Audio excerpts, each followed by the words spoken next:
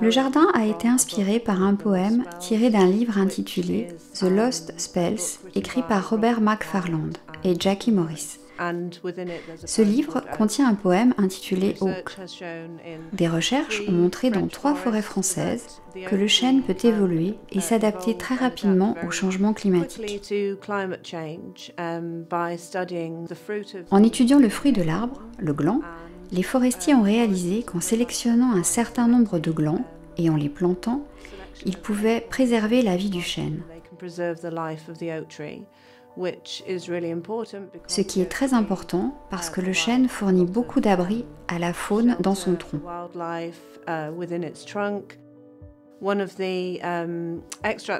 L'un des extraits du poème gravé dans le jardin est « 300 ans pour grandir, 300 ans pour prospérer, 300 ans pour mourir, 900 ans pour vivre ».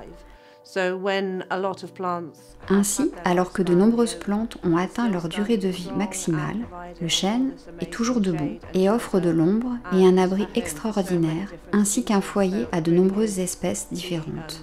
C'est donc l'exemple même de la résilience. Au centre du jardin, une magnifique mosaïque représente les anneaux de vie d'un chêne. Il y a aussi une sculpture géante en bois représentant des glands. Ils sont la clé du jardin, car il s'agit bien de les planter. 5 magnifiques glands en bois constituant donc la pièce maîtresse du jardin, et une partie du poème est gravée tout autour. De plus, en marchant autour de la spirale qui représente la vie de l'arbre et son évolution, vous rencontrerez des pierres qui indiquent l'âge de l'arbre tout le long du chemin. Il y a 7 espèces différentes de chênes et elles deviennent de plus en plus grandes pour figurer la durée de sa vie, de l'enfant à l'adulte. Il y a donc un parallèle entre l'arbre et les êtres humains.